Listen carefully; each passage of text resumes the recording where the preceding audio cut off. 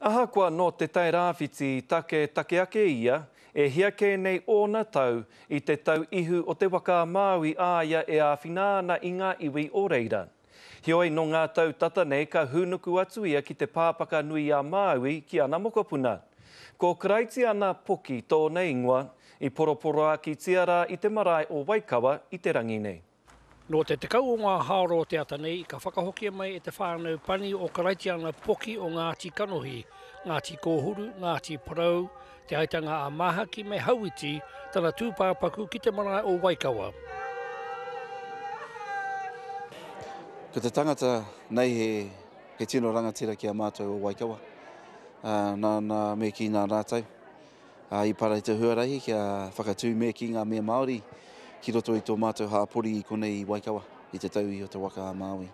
Ahako I pakeke mai a karaiti ana ki Waihirere, I pau te wā I āia e mahi ana ki Waikawa me te iwi o te Atiawa.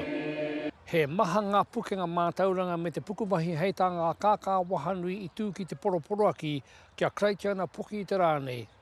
Pērā heita rātau I tana kaha ki te whakaoreore I te iwi o te tauihi o te waka a Māui, ki te takatū, ki te mahi, I ngā kaupapa e pāna ki ngā tikanga ao rātau mātua tūpuna.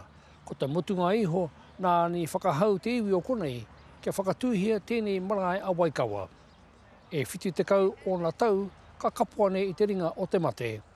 He korau tino pukumahi tēnei korau a karaiti ana.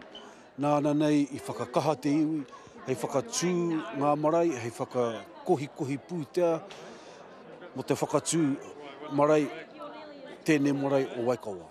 I tohua karaiti ana hei hea mana mo te marae komiti o Waikawa mo ngā tau 20 ngā whā.